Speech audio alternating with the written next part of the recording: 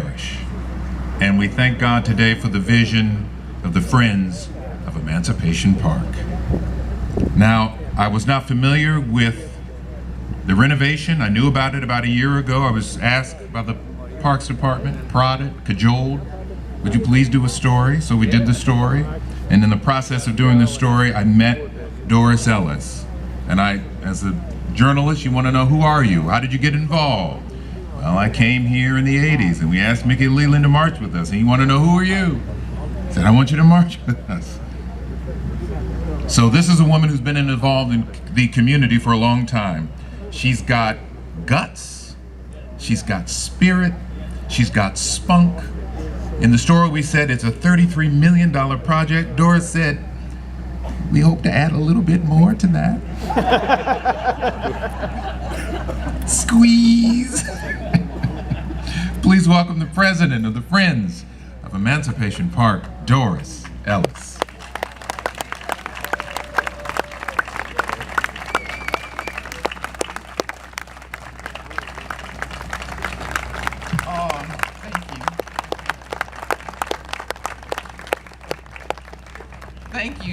Thank you. God is good.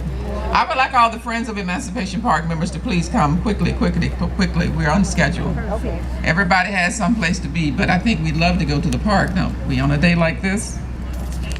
I want them on stage. Come on up here. We've been talking about unity. And Deloitte, you're still out there. Thank you for the presentation.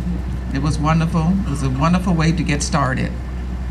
Ladies and gentlemen, I am delighted to be a servant in this community. I was taught as a child, you serve wherever you go. And I've had the opportunity to serve right here in Houston, Texas.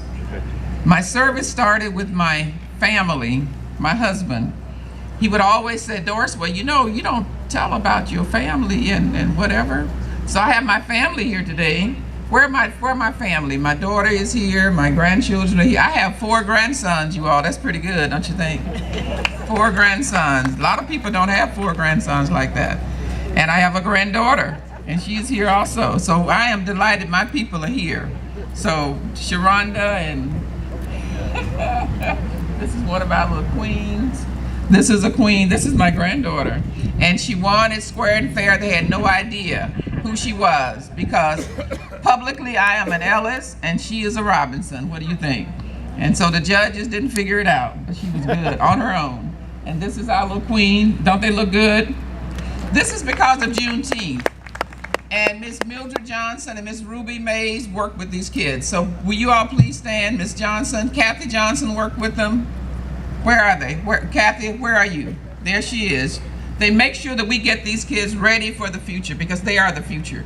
Because as the people who are standing around them, I always say, you know, we'll be gone, but they'll be here to tell the story. Okay, so let's give them a hand.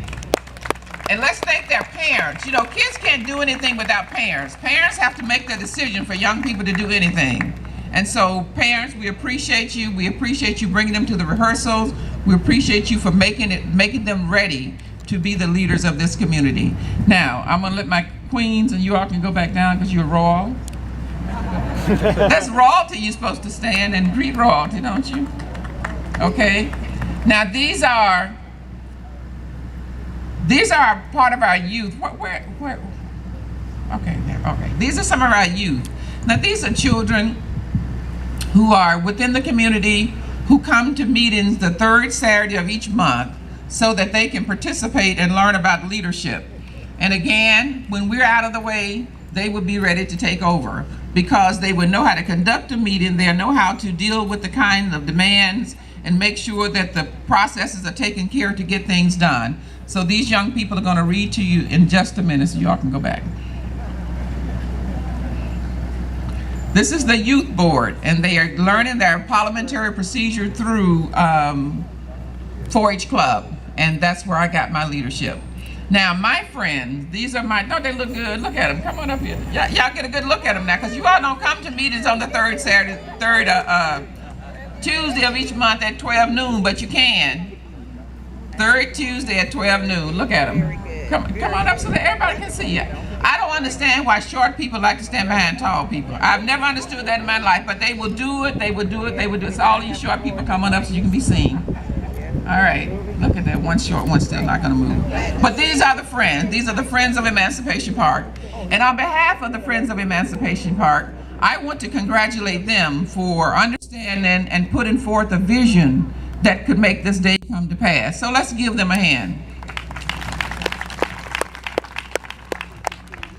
What we have here are people who care about the community, who've cared about the community for a very long time. And they could see what they could do together as a unit to make things happen for the future. Because we don't build it for ourselves, we're building it for the future, for those who will come before us, just as the 4 founders did in 1872. Amazing it must have been for them to try to go out and tell people right out of slavery that I need you to give me your nickels and dimes and pennies to buy some land so that the Negro could have a place in 2013. Can you imagine them talking to folk like that? But that's what they had to do, I'm certain. I'm certain that they had to do it because they had just come out of slavery. They had no money. They had been chatteled, okay? They had no money. So they had to go and make a difference. And the difference came from their minds. And our minds are something that if we only give it an opportunity to work, we can do all things with it. Because if we strengthen our minds and we have our faith, and if you came out of slavery, you had to have faith. Otherwise, you would not have made it out of slavery. And to build on the legacy of those 4 men, and notice they had 2 businessmen and 2 ministers. And we need to continually collaborate those kind of activities because the businessmen ought to be able to bring forth finances and ideas about entrepreneurship and what they can do. And the religious community are supposed to be able to tell us through God's guidance we can get there. And I want you to know, and it has been God's guidance that has gotten us to this place today. He has been around, he has talked in my head, and I've talked to him and I've told him, no, God, I don't want to do that. And he said, yes, Doris, you're gonna do it and you're gonna get all these people to help you do it. And so for all of you who are here, thank you on behalf of the Friends of Emancipation Park. There are many, many ideas coming, and there will be many to continue to bring forth the vision that it will precede us. But I want to say something about a couple of friends back here. Where's the mayor? Did she leave? All right. Now, the mayor loves to come to the podium and talk about what I say and all that kind of good stuff. However, I tell her, I said, Mayor, we said it in secret. You don't need to tell anybody, you know? And nobody needs to know. However, I am so delighted to have you as my friend. She's our super friend. Let's give her a hand. Stand up, Mayor. You need to stand up with these friends, okay? That's right, that's right. She comes on, she's not dressed unless you have the flower, you know, so we have to make sure she's dressed. And can we bring a flower up here for Congresswoman Lee? And bring the blue bag up here, bring the blue bag. Some of these folk need to get themselves dressed before they come out. I know all mamas and daddies have told you to put your clothes on, come out looking right and straight, and you all come out here, and I'm still having to dress you. Yeah, we're gonna get you dressed. We're gonna get you dressed. Because if we are going to act as a unit, we have to appear to be a unit at all times. And so I am very, very grateful to have Congresswoman Sheila Jackson Lee. Don't you all love her? She's the hardest working woman in Congress. I know that she is. I was up there at the Congressional Black Caucus, and she was running from the House to deal with the problems of the shutdown and running back over to the meeting. And she's just wonderful. So why don't you all just stand, and she works hard, you guys. She works hard. Give her some love. Give her some love. Okay? And Joe, come on, Joe. They tell me what you say about me in those meetings when I'm not around. Give Joe a flower. Yeah, give Joe a flower. See, Joe doesn't seem to understand. I am in the newspaper business. I own the Houston Sun. People will come and tell you stories, Joe. Don't just be talking about folk, okay? They will tell you stories, okay? I love Joe Turner, and Joe works on our behalf at all times. He wants to make this a place. He saw the vision. He saw the vision, and he worked, and I know he got a few more dollars out of the mayor for this park because I was in his ear, and loving him and just trying to get what we can get. And we aren't through yet. We are not through. We are not through, ladies and gentlemen. Because as long as the Lord keeps talking, we keep having faith and we keep praying, we can do all kind of things. All of the friends have worked very hard, and you've heard Mr. Freelon, and I know I'm probably over time, but we've probably been over time a long time ago. You've heard Mr. Freelon talk about the plans. See, God is good. I know nothing about architect, and I told him, I said, the only architect I knew about was a boy when I was in college who wanted to talk to me, and he had his, and I didn't talk to him.